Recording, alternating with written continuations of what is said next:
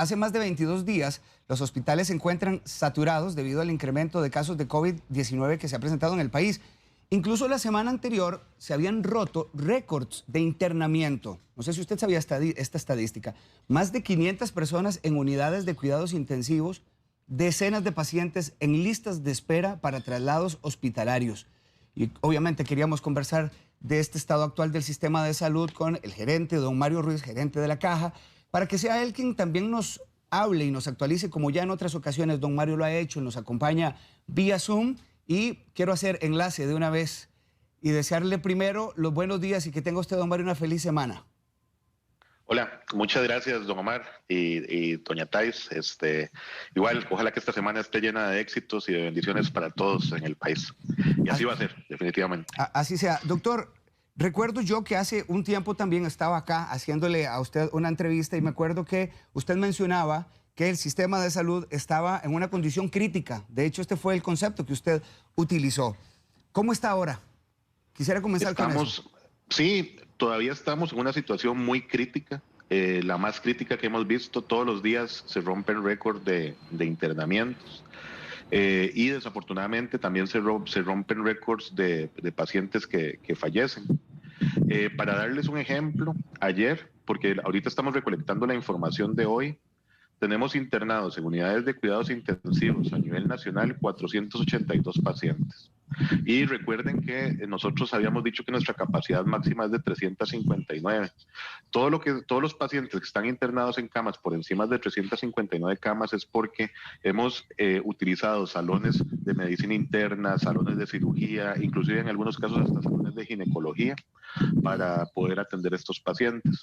Y en salón, el día de ayer teníamos internados 839 pacientes. En total son 1.321 personas que están internados en algún hospital de la Caja por COVID y por sus complicaciones. En el transcurso del fin de semana fallecieron más o menos 50 pacientes. Y eso es solo con los datos de la Caja. Hay que esperar que el Ministerio de Salud nos dé los datos de pacientes que pueden que hayan fallecido en el hogar o en otros sitios. Pero entre sábado y domingo fallecieron más o menos 50 personas.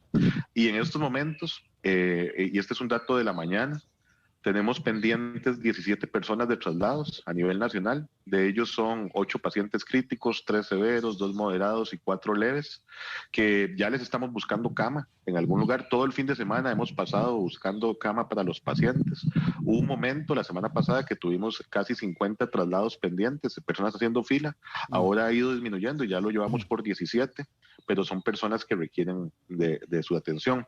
Y hay un dato que ahora lo estábamos viendo en la mañana y sí me preocupa muchísimo, y es que en el SEACO el promedio de edad de los pacientes que tenemos es de 50 años. El más joven es de 20 años y el mayor es de 72 años. Tenemos internados 85 pacientes y el promedio de edad es de 50 años. Eso ya demuestra que la enfermedad se ha ido comportando de una forma diferente y que ya se está enfermando gente más joven con factores de riesgo, entonces tenemos que cuidarnos muchísimo entre todos. Actualmente, don Mario, el término que se ha escuchado mucho es el de saturación, doctor, no de colapso. Y quisiera también que usted me explicara qué determina que podamos pasar a esta siguiente categoría, porque estas estadísticas que usted dice suenan a una mejora de alguna forma, pero quisiera saber cuál es su análisis de esto y si estamos, sin polemizar, al borde de un colapso en la situación. Sí, el sistema de salud y sobre todo en la Caja tiene varios niveles. Está el nivel hospitalario, está el nivel de las clínicas periféricas y está el nivel de los EVAIS, y también el nivel hospitalario se clasifica por hospitales nacionales, que son el San Juan, el México, el Calderón Guardia, el Nacional Psiquiátrico, el SENADE o SEACO, y hospitales regionales y hospitales periféricos.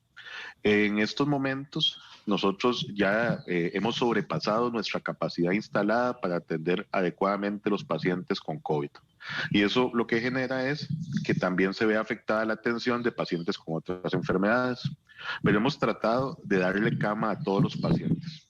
Ya en el momento que un paciente, por ejemplo, en un servicio de emergencias, está en espera de una cama de cuidados intensivos, porque no hay cupo, porque las camas están llenas, ya se habla de saturación. En el momento que el personal está recargado y está el mismo terapista respiratorio que antes solamente veía 20 pacientes, ahora tiene que ver hasta 40 o 50 pacientes, o igual con el personal de enfermería, se habla de saturación. Y en el momento en que ya uno tiene que colocar un paciente que requiere una cama especializada, en una cama de menor complejidad, que eso me refiero al equipamiento y a toda la atención que recibe por parte del personal de salud, se habla de saturación. ¿Cuándo hablaríamos de colapso? Cuando ya no tengamos capacidad de recibir pacientes ni siquiera en los servicios de emergencias. Que eso fue, por ejemplo, lo que pasó en el hospital de Heredia hace un par de semanas. En el hospital de Heredia comenzaron a llegar muchísimos pacientes, más de lo usual, sobre todo de COVID. Me contaba la directora del hospital que llegaban hasta 20 o 30 pacientes al mismo tiempo. Entonces, inmediatamente se activaron todos los protocolos y los planes de contingencia a nivel de cada centro y se comenzaron a colocar inclusive camillas en los pasillos para atender a los pacientes. A la par de cada camilla se pone un cilindro con oxígeno para tratar de darle al menos el soporte básico a cada uno de esos pacientes. Y llegaron a un punto en que ya no había ni camillas, ni cilindros, ni personal para poder atender a esos pacientes. Inmediatamente se activaron más protocolos a nivel institucional y el Hospital México logró reacomodar pacientes y recibir pacientes del Hospital de Heredia. Inclusive se abrió en el área de salud de San Isidro un área de hospitalización para pacientes y se logró reubicar esos pacientes. Entonces, entre toda la red se logró evitar un colapso más grande. Pero sí, efectivamente, en ese momento no podíamos recibir más pacientes y es cuando se comienzan a acumular las ambulancias en los diferentes servicios. En el caso, doctor, de declarar colapso, ¿qué seguiría? ¿Se tiene que declarar alerta roja en todo el país? Las alertas dependen de la Comisión Nacional de Emergencias y ellos tienen una clasificación específica para cada uno de estas ítems. Más que una alerta, yo creo que todos tenemos que estar claros de que en estos momentos estamos viviendo una época muy complicada, una época en donde están falleciendo hasta 20 pacientes por día. Más de 3.500 personas han fallecido y que podrían fallecer más personas. Y la única forma de detener el contagio es evitando que las personas se enfermen en su casa o en su comunidad. Entonces tenemos que ser muy, muy, muy responsables entre todos, cuidarnos muchísimo, salir solo si es estrictamente necesario, a trabajar, a actividades que sean fundamentales, pero evitar al máximo salir. Y eso va a generar que vaya disminuyendo la tasa de contagio. En estos momentos, por lo menos no hemos tenido todavía más crecimiento exponencial que lo que se dio las semanas pasadas. Y se han mantenido los casos como en una meseta, pero ya el sistema está completamente saturado. Y ya hay pacientes esperando por una cama de cuidados intensivos. Indudablemente eso va a generar una mayor mortalidad. Entonces, yo creo que no hay policías suficientes como para que estén en cada puerta de cada casa y las personas hagan muchísimo caso. Y además hay personas y hay organizaciones y hay comercios que sí están cumpliendo con las medidas. Duele mucho ver también cuando hay gente que no las cumple. Por ejemplo, el fin de semana estaba leyendo que hubo hasta más de 300 operativos en los que se identificaron fiestas, gente que no cumple con el aforo, gente que está haciendo un desmadre. Eso indudablemente va a generar más contagio. Tenemos que apostar a evitar eso, a que la gente denuncie, a que inmediatamente lo clausuren, lo cierren y que entre todos tratemos de ir controlando esta enfermedad poco a poco. Doctor Ruiz, si por ejemplo yo fuera un paciente COVID, quisiera plantearle esta situación que estoy seguro también hay mucha gente en la casa o que ya lo está viviendo o que podría vivirlo. Y me llevan en ambulancia hacia emergencias en este momento con la condición hospitalaria. ¿Cuál podría ser la atención médica que me brindan y en dónde tengo que esperar en emergencias? Sí. En estos momentos nosotros gestionamos todos estos pacientes de diferentes formas. Cuando un paciente está en condición leve y puede estar en su casa, se le da seguimiento a través del Sendeis. En el Sendeis hay médicos que llaman a los pacientes al menos una vez al día. Y según unas clasificaciones, ahí se define si el paciente requiere o no ir a un hospital. Pero imagínense que son tantos los pacientes que están enfermos al mismo tiempo que no hemos dado abasto en el Sendex y se está tratando de reforzar en conjunto con la Comisión Nacional de Emergencias, con el Ministerio de Salud, para ampliar más esa capacidad de dar llamadas y seguimiento telefónico, que ha sido muy efectivo porque entonces a través de eso evitamos que las personas vayan al servicio de emergencias y que no sea necesario. Cuando ya la persona llega al servicio de emergencias es valorada inmediatamente a través del área de valoración de pacientes respiratorios, pero si requiere internamiento, en estos momentos hay ya 17 pacientes a nivel nacional que están esperando un internamiento. Entonces, inmediatamente en la mañana, desde las 5 de la mañana y las 24 horas del día, pero desde las 5 de la mañana, cada director de cada centro en conjunto con el encargado de la gestión de camas de cada uno de los centros, comienza a analizar inmediatamente cuáles pacientes se le va a dar salida, cuáles pacientes están muy complicados y podrían fallecer, cuáles pacientes han fallecido, e inmediatamente a través de un centro de traslados a nivel institucional se determina dónde se pueden ubicar esos pacientes de acuerdo a su complejidad. ¿Qué es lo ideal? Que el paciente esté la menor cantidad de tiempos posibles en emergencias esperando subir a una cama de cuidados intensivos.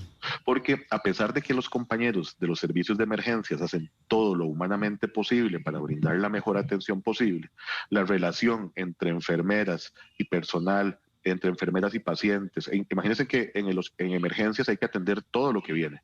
Los pacientes que vienen apuñaleados, los pacientes que llegan con la vesícula inflamada y hay que operar, los pacientes que llegan con hernias encarceladas o con apendicitis, accidentes de tránsito, infartados, gente que tiene derrames. Entonces hay que tratar de dar toda esa atención más la atención de COVID.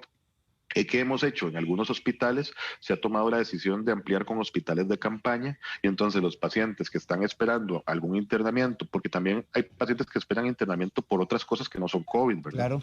Entonces esos pacientes se ubican en los hospitales de campaña mientras se atienden los otros pacientes, pero es un círculo vicioso muy peligroso, porque entonces disminuye la calidad de la atención en cualquiera de todas las enfermedades, no solamente en el COVID. Sí. Doctor, ¿cuántas personas están ingresando a los centros hospitalarios en promedio y por cuánto tiempo permanecen internados? Que me parece esto es importante. Sí, hemos tenido días que ingresan en los diferentes centros de salud del país, entre toda la red, hasta 100 pacientes por COVID. A veces disminuye, a veces son 80, a veces son 60, pero han habido días que hasta 60 pacientes. En esta ola, los pacientes que requieren internamiento están internados un promedio de 13 días.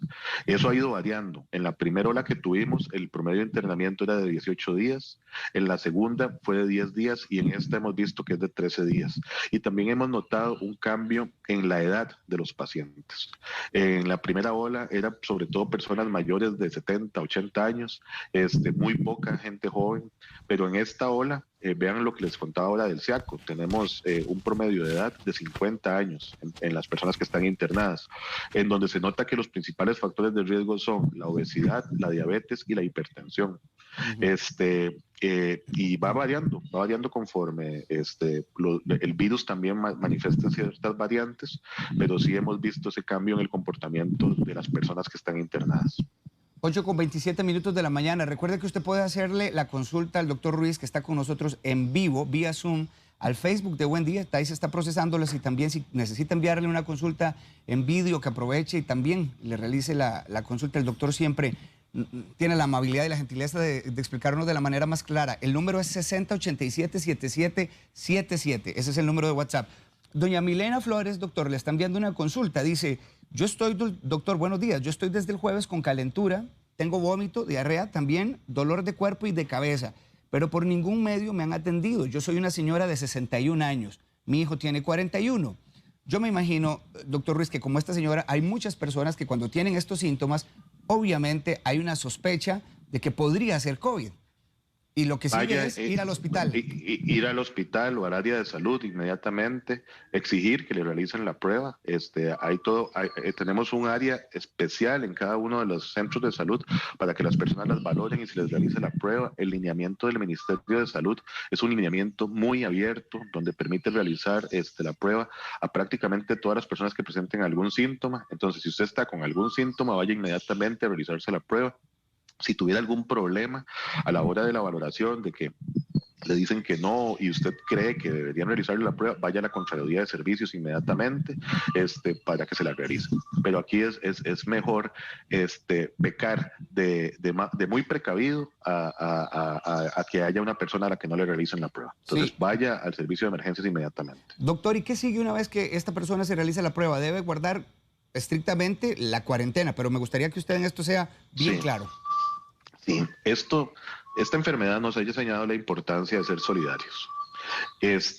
Si una persona cree que tiene síntomas, o si una persona está con síntomas, o está en espera de una prueba, nosotros inmediatamente se trata de gestionar la orden sanitaria, pero en estos momentos son tantos los pacientes que eso puede que se atrase, pero usted no tiene que esperar a que le llegue ese papel para guardar reposo en su casa, más bien es algo, es un deber casi que cívico y solidario de quedarse en la casa mientras llega el resultado y obviamente si presenta alguna complicación asistir inmediatamente, pero sí yo he visto casos de personas que mientras están esperando la prueba, más bien no le cuentan a nadie, tratan de seguir con sus actividades normales y eso lo que genera es que se enfermen más personas y es muy complicado.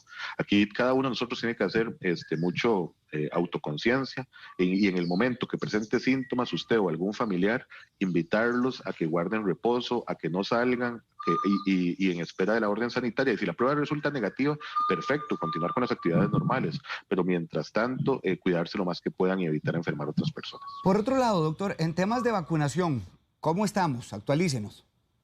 Sí, al corte del martes de la semana pasada llevamos 1.200.000, más de 1.250.000 dosis aplicadas. De esas dosis hay algunas que ya les voy a dar el número, son de primera vez 721.882 y de segunda dosis, es decir, con esquemas completos, 530.018. En la semana pasada distribuimos también más o menos 180.000 dosis entre AstraZeneca y Pfizer. Sí. La Comisión de Vacunas estableció una medida que nos parece muy, muy adecuada y es que se prolonga el tiempo entre la primera dosis de Pfizer y la segunda. Antes era de 3 semanas, ahora va a ser de 12 semanas. Eso nos va a permitir vacunar a más personas con primera dosis en estas semanas. Y ya se ha evidenciado que con al menos una dosis, si la persona se enferma, podría ser que los efectos de la enfermedad sean menos severos. Además, recibimos un envío de AstraZeneca ayer de más o menos 200.000 dosis que se van a aplicar. Hay que recalcar ahí que esas vacunas pasan por un proceso de control de calidad. No las podemos distribuir inmediatamente, pero estamos haciendo el proceso de control de calidad desde anoche mismo para que sea lo más rápido posible.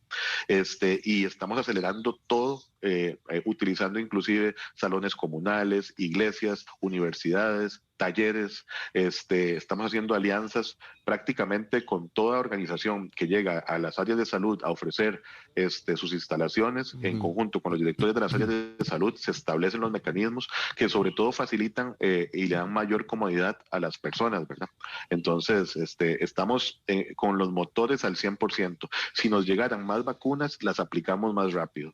Inclusive podemos, y ya los diferentes directores de las áreas de salud lo saben, de que se podría utilizar tiempo extraordinario de ser necesario, ampliar horarios. Hay compañeros que lo han hecho inclusive de forma voluntaria, ad honorem, que se han quedado trabajando hasta la 1 de la mañana y esa es la idea, vacunar lo más rápido posible la mayor cantidad de personas posible. Le pregunta Catherine Coto, doctor, que si se sabe algún porcentaje de las personas que están en UCI que ya tenían una o dos vacunas. Estamos recolectando esa información, sí se han presentado casos, no son muchos, eso da cierta tranquilidad, pero se han presentado casos.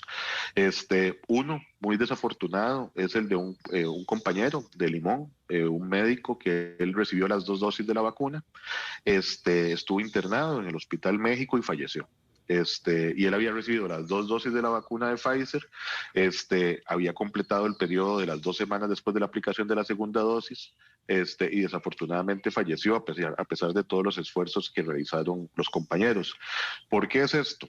Porque la vacuna lo que brinda es un porcentaje de seguridad. en Pfizer es más o menos el 95%, pero hasta que no estemos vacunados, ojalá todos en el país, no podemos descuidarnos y tenemos que seguir utilizando las medidas de protección, el distanciamiento y el lavado de manos, porque recordemos que la vacuna lo que hace es que si alguna persona se enferma con menor severidad, pero si las personas tienen factores de riesgo, podría ser que terminen complicándose a pesar de estar vacunados.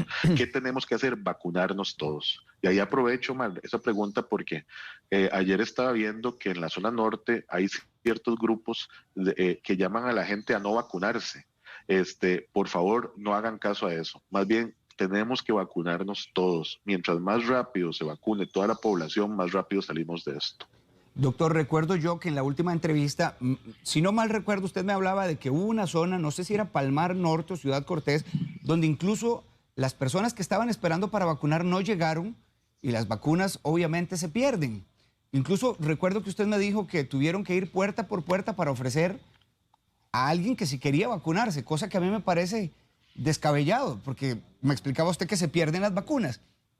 ¿Ha vuelto a presentarse un episodio de este tipo? Sí, Omar. Como le digo, el fin de semana en la zona norte pusieron un toldo de gente que está en contra de la vacunación. En la zona sur también hemos tenido que ir casa por casa. Hay compañeros que han tenido que buscar a las personas para que se coloquen la segunda dosis. Y aquí yo quiero agradecer públicamente el trabajo que realizan todos los compañeros de las áreas de salud, los ATAPs, las enfermeras, los médicos generales que están ahí en el campo buscando y tratando de vacunar a las personas. El asunto aquí es que obviamente todo proceso nuevo genera ciertas dudas y hay muchas personas indecisas respecto a si me vacuno o no me vacuno. Les podemos asegurar que es 1000 veces mejor vacunarse que enfermarse del COVID. El enfermarse del COVID genera muchísima ansiedad, hace que las personas se sientan muy mal desde el punto de vista físico, los pulmones no funcionan de una forma adecuada, aparte de eso se afectan los riñones, pueden terminar en una cama de cuidados intensivos y pueden fallecer. En cambio, la vacuna, los efectos secundarios que presenta son mínimos, dolor de cabeza, dolor de brazo, no le hagan caso a todas esas chismes que andan diciendo que la vacuna es para controlar o darle seguimiento a las personas o que es un chip, todo eso es mentira. Son cosas sin fundamento y las vacunas más bien salvan vidas. Dentro del tema de la vacunación, doctor, ocurre también que mucha gente que tiene consultas con respecto a cuándo podrían ser vacunados. Erika Mora, por ejemplo, dice, ¿por qué a los pacientes con enfermedades del sistema inmunológico no estamos en ningún grupo de vacunación? Tomamos medicamentos, inmunosupresores y también somos de alto riesgo. Sí, los grupos de riesgo están definidos a través de la Comisión Nacional de Vacunas, que depende del Ministerio de Salud. Recordemos que el grupo 1 era todos los funcionarios o todas las personas que trabajan en la primera línea. Bomberos, Cruz Roja, Policía de Tránsito, Fuerza Pública, médicos, enfermeras, Comisión Nacional de Emergencias.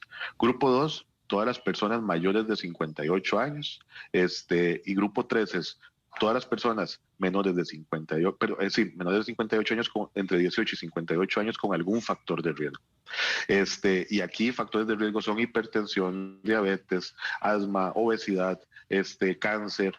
En realidad se ha dejado muy abierto todas estas posibilidades e inclusive si usted padece alguna enfermedad que cree que debería estar ahí, consúltelo con su médico del EVAIS y del área de salud para ver exactamente dentro de qué grupo está. Pero la idea es que todas las personas que tienen factores de riesgo que requieren acelerar el proceso de vacunación están incluidos en el grupo 3. Hablaba usted ahora, doctor, con respecto a que evidentemente en emergencias no solo se atienden pacientes COVID, desde personas que van fracturadas, personas que tienen hernias, que tienen cualquier otro tipo de emergencia que no tiene relación con el tema que a todos nos compete ahorita a nivel nacional. Este tipo de emergencias, este tipo de cirugías han tenido que suspenderse. Y si es así, ¿cuánto significa esto también para el sistema de salud que obviamente se ha ralentizado por esta situación? Sí. Hemos tenido que suspender cirugías electivas, que son las cirugías programadas. Por ejemplo, hernias que no estaban complicadas, estaban programadas, o pacientes que requieren, no sé, cirugías cirugías de reconstrucción para alguna cicatriz, cosas así. Las hemos tenido que suspender por varias razones. Primero, hay anestesiólogos en estos momentos que están colaborando en la atención de pacientes COVID en los diferentes hospitales. el equipo de protección es el mismo, los medicamentos que se utilizan para la sedación también son muy parecidos. Y sí, efectivamente hemos tenido que suspender, pero se está operando todo lo que tenga que ver con cáncer, con emergencias o casos selectivos urgentes. Pero ¿qué pasa? Algunas veces cuando un paciente se opera de cáncer, por ejemplo, la cirugía es tan complicada que después requieren ir a una unidad de cuidados intensivos. Y si las unidades de cuidados intensivos están llenas de pacientes COVID, entonces la posibilidad de sobrevida o de sobrevivir bien después de la cirugía disminuye. Entonces, estamos tratando de hacer un equilibrio, de mantener siempre camas de cuidados intensivos para los pacientes no COVID, pero es tal la cantidad de pacientes con COVID que se van como comiendo esas camas. Entonces hay que tener muchísimo cuidado. Estamos tratando de operar todas esas emergencias, pero imagínense, por ejemplo, que fracturas de cadera siguen llegando y hay que operarlos. Entonces, tratamos de inclusive de distribuirlos en diferentes centros para operar los pacientes con fractura de cadera. Accidentes de tránsito siguen llegando. Hicimos un convenio con el INS para que inclusive el INS los está recibiendo desde que tienen el accidente. Los estabilizan y los internan en el hospital del trauma. El COVID, más que una pandemia, se comporta como una sindemia y es cuando esa enfermedad termina afectando otras enfermedades y afectando inclusive la parte económica, social, de toda la sociedad. Doctor, ahora que usted hablaba del tema de la vacunación, se ha escuchado también en estos últimos días con mucha fuerza la variante que se ha estado identificando en India, y esto ha puesto en alerta a muchos países también. Se ha comprobado, sé que los resultados y los experimentos, si se dijera de alguna forma, llevan 9 meses, porque es lo que ha tomado todo este proceso de descubrir el ataque y el impacto del COVID, pero se ha comprobado la efectividad de la vacuna con respecto a esta nueva cepa o esta variante que se encuentra en India. Es muy interesante porque, como dice usted, Omar, todos los días hay información nueva y todos los días estamos aprendiendo como humanidad respecto de esta enfermedad. Por el momento, según los últimos estudios que han salido, pareciera que la vacuna de Pfizer y la vacuna de AstraZeneca son efectivas contra la variante hindú. Y esos son los últimos reportes que hemos tenido. Pero aquí hay que recalcar que probablemente a lo largo de la pandemia se van a ir generando nuevas variantes. Una variante que es lo que genera. Hemos visto que son más contagiosas o que cuando enferma a una persona la enferma de manera más agresiva. Tenemos que seguir vacunando y vacunando y vacunando lo más rápido posible, pero tenemos que seguirnos cuidando. El hecho de estar vacunado no quiere decir que no me tengo que cuidar, porque hasta que alcancemos esa inmunidad grupal, esa inmunidad casi que como país y también como sociedad, como humanidad, porque hasta que todas las personas estén vacunadas es que vamos a poder salir de esto, pero por el momento sí se ha evidenciado que las vacunas funcionan contra estas dos variantes. ¿Y qué proyección hay con esto, doctor? De que la mayoría o toda la población costarricense se vacune. ¿Para cuándo ustedes estiman que esto suceda? Si las vacunas siguen llegando, que eso es lo importante, aquí el cuello de botella o la limitación es las vacunas que van entrando al país. Y eso está pasando en todo el mundo. Si las vacunas siguen llegando en el ritmo que han venido y nosotros inclusive podríamos acelerar más el proceso de vacunación para finales de año, noviembre, diciembre, ya más o menos el 80% de la población con las vacunas que se han adquirido, tendríamos esa inmunidad grupal o inmunidad de rebaño. Dependemos de las vacunas. Hay varias iniciativas que están ahí sobre la mesa. Por ejemplo, tengo entendido que el sector privado está tratando de adquirir más vacunas. Sería impresionante si lo logran hacer, porque entonces tendríamos la posibilidad de vacunar más gente. También se está solicitando hacer un canje con Estados Unidos de que ellos nos presten vacunas y nosotros se las devolvemos cuando ya nos lleguen las vacunas nuestras. Hay procesos de donación de vacunas, pero la idea sería para finales de año, noviembre, diciembre, ya al lograr alcanzar esa inmunidad. Por eso comenzamos de las personas de mayor edad a las de menor edad y en los grupos. Y en eso hemos sido muy estrictos en tratar de avanzar y vean que sí se genera un cambio positivo. Las personas de mayores de 70 años, ahorita prácticamente los que están vacunados no están siendo internados en las unidades de cuidados intensivos, pero y dependemos de eso. He leído, justo lo leí el fin de semana, a nivel mundial se espera que sea para entre el 2022 y 2023 que ya por lo menos el 80% de la población mundial esté vacunada. ¿Qué es lo importante de esto? que tenemos que apostar también a la inmunidad global para que tengamos una normalidad como humanidad otra vez. Sí. Priscila Morera, doctor, le pregunta y dice que el esposo ya dio positivo. Lo que más le está quejando al señor es el dolor de pecho y dolor de espalda. Está en el 5.º día. Su respiración es agitada. ¿Cuáles son los días más críticos? Que esto me parece muy importante lo que dice doña Priscila. Aún no ha tenido atención médica mientras he estado aquí en la casa, ni tampoco el resto de la familia. Pero sí sé yo, doctor, que hay ya un momento de que llega el COVID, que hay que tener cierto cuidado, hay que prestarle más atención a esos días de evolución. ¿Cuáles son? Entre el día 8 y el día 9. ¿Por qué? No se sabe, Omar, pero sí se ha visto que las personas cuando se complican es entre el día 8 y el día 9. Podría ser del 7 al 9, pero el día 8 sobre todo es un día que hay que tenerle muchísimo cuidado en promedio. Eso no pasa siempre en todos los pacientes. También depende de los factores de riesgo que tenga la persona, sobre todo diabetes, hipertensión, obesidad, pero sí hay que tenerle muchísimo cuidado. Yo le recomiendo a ella que si no está llevando el control a través del Sendace y el esposo presenta estos síntomas, que consulte inmediatamente al servicio de emergencias que le quede más cercano, para que ahí lo valoren, le hagan la oximetría y determinen si es necesario o no que esté internado. Precisamente a eso iba, a esta recomendación del oxímetro, doctor. Explíquenos usted qué es y la importancia de hacer la inversioncita, de tener este aparatito en casa y de estar midiendo la saturación de oxígeno. Y cuando ya baja, ¿qué cifra es que debemos preocuparnos e ir al hospital? Sí, los oxímetros son unos aparatitos pequeñitos, como de unos 8 centímetros, que venden en las farmacias. No tienen que ser específicamente de grado médico. Valen más o menos como 20,000 colones algunos, que lo que permiten es que meter el dedo y ese oxímetro a través de un mecanismo de rayos infrarrojos permite medir la cantidad de oxígeno que hay en la sangre. Por eso se llama oximetría. Y va desde 99 hasta 50 o menos cuando comienza a medir. El COVID genera una complicación que inclusive se llama la hipoxia silente o hipoxia feliz.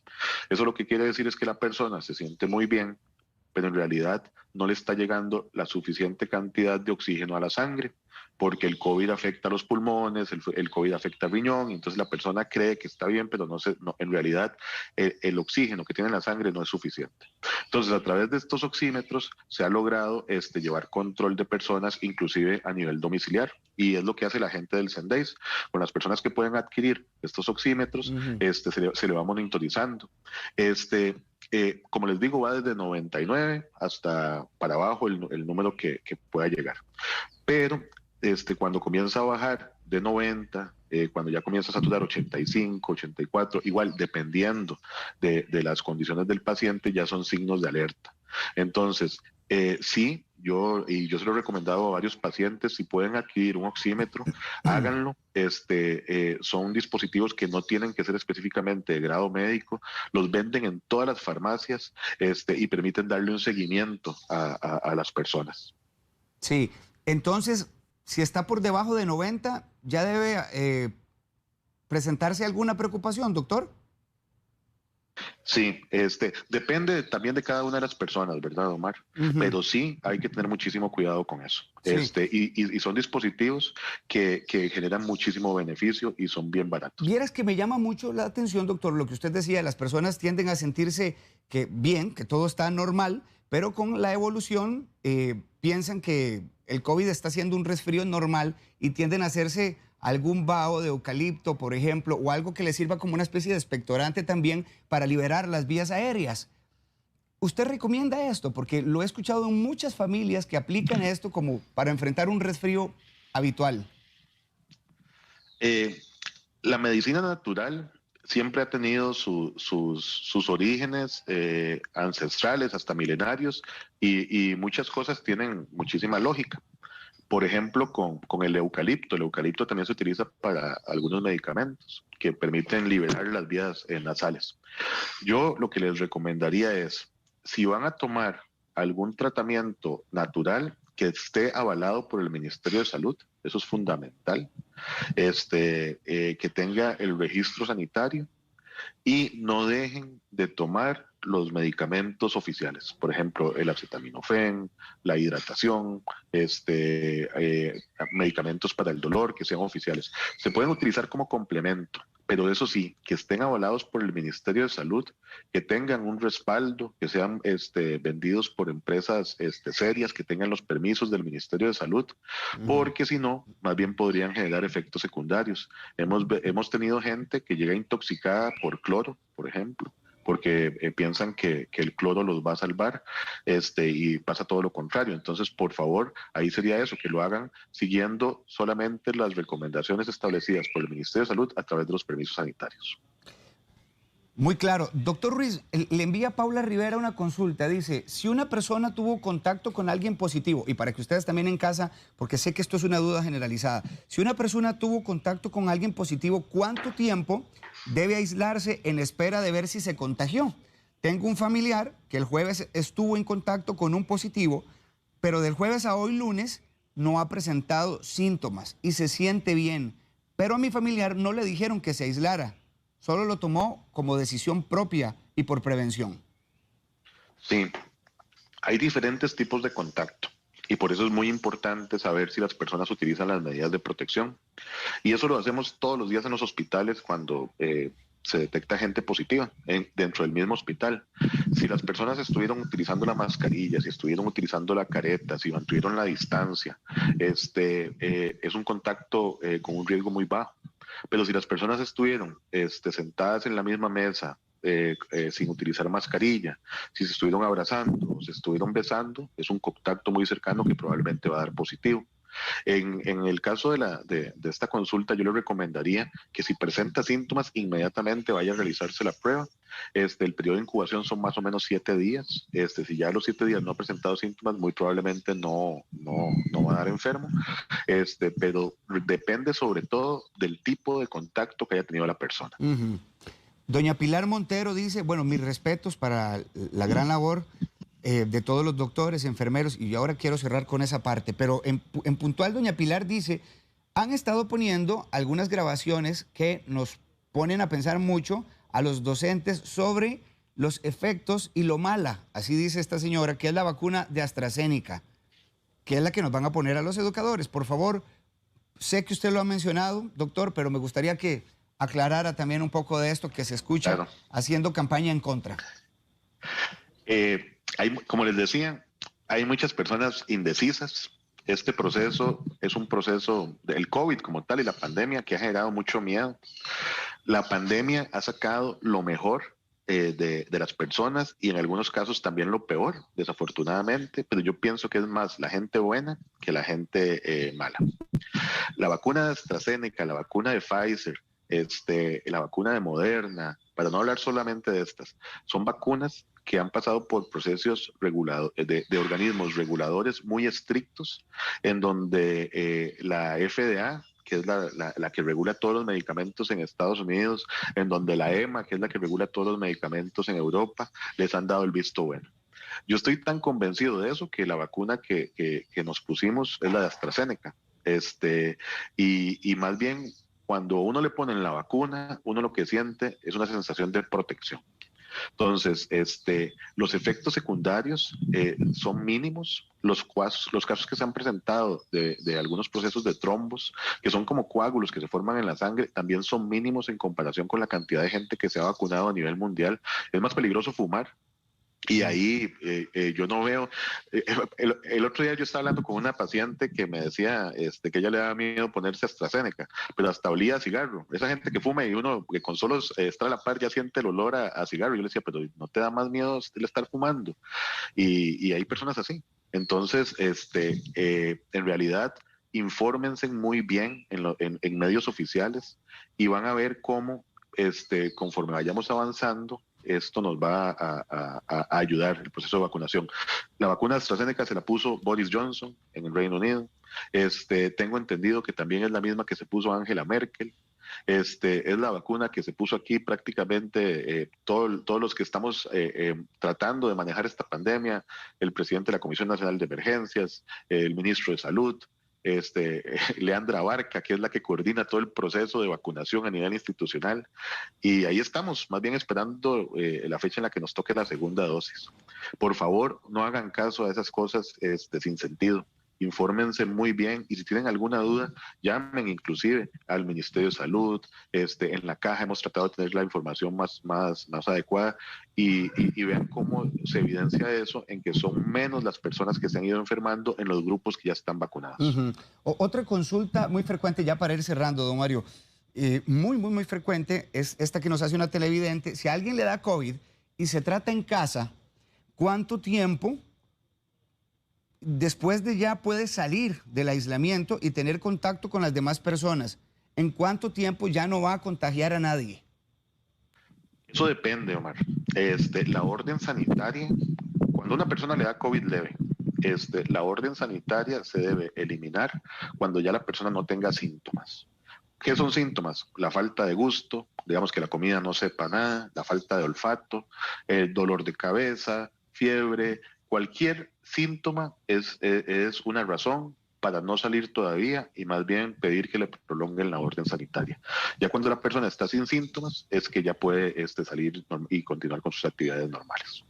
Doctor, ustedes han mencionado que la guerra no se gana en los hospitales ni en las unidades de cuidados intensivos, sino que se gana en casa, se gana a donde sea que nos estemos moviendo. Cerremos con eso. ¿Qué podemos hacer para contribuir de forma individual a paliar todo este impacto que hemos vivido? Omar, el país está haciendo un esfuerzo extraordinario para que salgamos adelante de esto. Y vea que hoy ya comenzaron la suspensión de todas las clases a nivel nacional. Eso sin duda va a traer un efecto en disminuir la tasa de contagio, pero si hacemos caso, Omar, si nosotros aprovechamos este momento para evitar salir y para quedarnos en la casa y salir solamente para trabajar, la tasa de contagio va a disminuir. Entonces, vea que hay restricción vehicular. En la noche comienza a partir de las 9 de la noche. Estamos ya saliendo pares e impares entre semana y además se está sumando a eso la suspensión de todo el ciclo escolar, que eso también tiene un efecto sobre la parte nutricional de los chiquitos, sobre el cuidado, sobre otro montón de cosas. Es un esfuerzo extraordinario que estamos haciendo. Y en los hospitales nosotros vamos a seguir trabajando, tratando de atender a todas las personas que lleguen, pero dependemos de que las personas aprovechen estas semanas para no salir, para que si presenta síntomas vaya y consulte inmediatamente y le hagan la prueba y se aísle. Y así la tasa de contagio va a ir bajando y nosotros de aquí a unas 4 o 6 semanas, Dios quiera que otra vez tengamos una relativa normalidad. Pero depende de cada una de las personas en la familia, en la casa y en el trabajo. No depende desafortunadamente de lo que hagamos en los hospitales, depende de lo que hagamos en cada una de nuestras casas. Y ahí yo aprovecho para pedirles muy respetuosamente a todas las jefas de hogar de que ahora sí es el momento en que le jalen el mecate a los chiquitos, a los adolescentes, a los mismos esposos y de que en estos momentos entre todos tenemos que cuidarnos para salir adelante de esto. Sí, doctor, muchísimas gracias. Incluso hablaba con un médico hace unos días que muchos enfermeros, enfermeras, también han querido incapacitarse por un desgaste que es lógico y que no solamente se vive a nivel físico, sino a nivel emocional. Usted mencionaba ahora que incluso cuadros de ansiedad importantes y uno está afuera, ¿verdad? Cuando digo afuera, digo uno no está en esa primera línea. No puede imaginar uno el desgaste y el cansancio que enfrentan ustedes con toda esta situación, pero estoy seguro que de parte de Costa Rica entera les agradecemos por esto. Y de hecho me gustaría que usted aproveche para decirle también algo a toda la gente que usted representa, médicos, enfermeros, enfermeras, la gente que está en la limpieza, los misceláneos, tanta gente que se tiene que encargar de todo este tipo de situación con tanto detalle y que ya están cansados, doctor. Primero, que se los agradezco de todo corazón a todos los que están participando en la atención de la emergencia. No solamente el personal de salud, sino policías, Cruz Roja, Comisión de Emergencias, Ministerio de Salud y al personal de la Caja especialmente, porque son mis compañeros con los que he trabajado prácticamente toda la vida desde que salí de la universidad. Ahora que ustedes decían, ¿a dónde estaba uno hace 10 años? Hace 10 años yo estaba llegando a San Carlos, donde pasé 3 años y medio de los mejores de mi vida. Aprovecho para saludar al doctor Asdrúbal Solís, uno cirujano de allá. Y yo sé el sacrificio que están haciendo, porque son sacrificios desde el punto de vista familiar, desde el punto de vista personal. Hay familias en donde el papá y la mamá trabajan en salud. Entonces yo sé que han habido casos en donde entra uno y sale el otro. Me refiero a que llega a la casa a las 2 de la tarde el papá y va saliendo la mamá, y están haciendo dobles turnos y los chiquitos están cuidándolos las abuelas, o en algunos casos se cuidan solos. Yo sé que hay gente que está haciendo doble, triple turno. Yo sé que hay gente que a pesar de eso sigue haciendo traslados y pasan toda la noche viendo a ver dónde ubican algún paciente. Y sé que en los servicios de hospitalización la gente se está duplicando o triplicando para tratar de brindar la mejor atención posible. Como decía usted, Omar, desde el personal de aseo, que cada vez que fallece un paciente se encargan de limpiar esa cama y de limpiar todos los espacios para que se pueda utilizar lo más pronto posible. Desde el personal de patología, que se está encargando de darle un trato digno a todos los pacientes que fallecen, enfermería, auxiliares, ATAPS. En realidad, todos los que trabajamos en la institución se han puesto la camiseta de una forma excepcional y yo se los agradezco de corazón. Los quiero muchísimo a todos. Yo estoy seguro de que eso va a salir, que vamos a salir de esta. Esto se va a volver después una historia para aprender y que no vuelva a pasar, pero se los agradezco de todo corazón. Y por favor, yo sí le pido a la gente, este es el momento para que nos cuidemos, para que no salgamos, para que paremos el contagio. Este es el momento clave que tenemos que aprovechar. Estas 6 semanas son claves en la evolución de la pandemia. Doctor, muchísimas gracias. Muchas gracias. Siempre es un gusto poder entrevistarlo. Gracias por actualizarnos. Vamos a estar allí otra vez en algún momento haciendo contacto con usted para que nos esté informando de todo esto que me parece pertinente estar actualizándolo semanalmente. Siempre es un gusto, doctor. Igualmente, cuídense mucho y un abrazo a todos. Y provecho ese pajarito que tiene ahí en su casa perchado en alguna rama porque lo estoy escuchando toda la entrevista. Sí, miras que son unos pájaros que andan siempre por acá, pero ya me ha pasado varias veces. Inclusive sí. Un día una señora dijo que yo tenía pájaros en la casa y que deberían llamar al VIDAE, pero no, son los pajaritos que andan dando vueltas por ahí. Por eso dije que perchado en alguna rama. Y luego escuché una flauta dulce por ahí, doctor. Sí, esa es mi hija que está en clases de música. Bueno, muchas gracias. Hasta luego, doctor. Siempre es un gusto. Dios. Gracias. Chao.